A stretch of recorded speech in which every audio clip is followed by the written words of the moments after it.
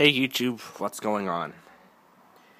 Well, today I wanted to answer a question that I myself have wondered, and I'm sure a lot of you guys know that I got a PowerBook G4 for Christmas. I actually ended up getting another one, a lesser, nicer model than what I have here, and I'm going to answer my very own question.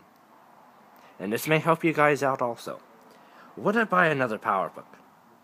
My answer is no.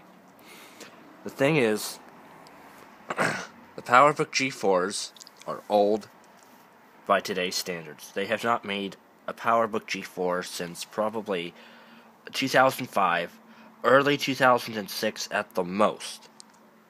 They have not made a PowerBook G4.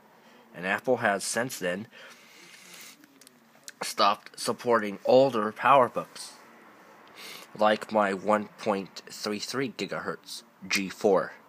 Same as this one, except it's an older model. This model here is from 2005. The other PowerBook I have is from 2004. So Apple has stopped supporting my oldest PowerBook, but they still somewhat support. They do very little support with this particular PowerBook. It would be under what you would call the vintage category. This machine is 2005, 2006, 2007, 2008, 2009, 2010, 2011, 2012. This machine is 7 years old. By probably next year sometime, it will be on the list of obsolete machines. My 1.33 gigahertz G4, according to Mac Tracker, is obsolete.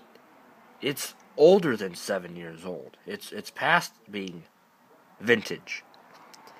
This is in the vintage category because this PowerBook is not past 7 years old yet. But by next year, my PowerBook G4, this PowerBook, will be obsolete. Apple will stop supporting it.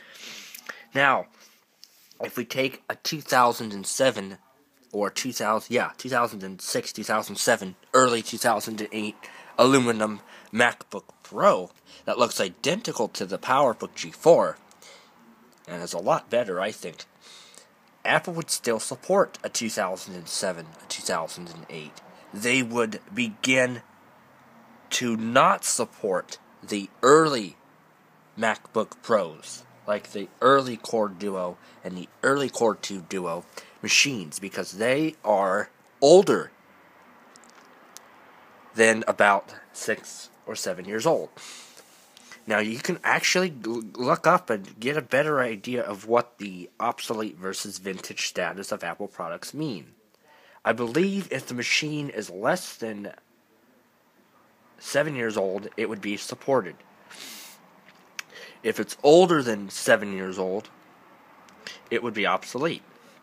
So, yes, you can still have support for a 2007 to 2008 MacBook Pro, which, like I said, is nearly identical to the PowerBook G4s. I mean, you put them side by side. There's some differences. Obviously, the MacBook Pro is thinner. It's got the iSight. It has usually a Core or a Core 2 Duo processor. The screen is a lot better because it's a higher resolution, and you can have a glossy. This is just a matte. So, would I purchase another PowerBook to round things up? No. PowerBooks are old. The oldest of the PowerBooks are outdated, and these light model PowerBooks are going to be there too. Same with the early MacBook Pros. It doesn't mean they don't work. It just means you're not going to be able to get support for them anymore. I could take this in and have something done on this. I'd have to pay out of pocket. Actually, no, you wouldn't have support because Apple wouldn't be able to get parts. So basically, when the machine goes obsolete, Apple can't find parts. If it's still vintage, they're going to have trouble finding parts. So supported means that Apple can very easily get a part for it. If it's vintage, Apple's going to have a little bit more difficulty trying to find parts for it because it's getting to be older.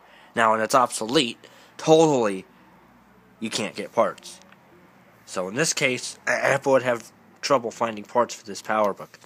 If they tried to find a part for my other PowerBook, they may not be able to find parts at all. So I would recommend, if you're going to go with an Apple laptop, if you like that style of laptop like the PowerBook G4s, I would recommend getting a MacBook Pro. They're very similar. But I would stay away from a Core Duo, the early Core Duo. I would get a Core 2 Duo processor. And I would put 10.6 Snow Leopard on it to make it run more smoothly.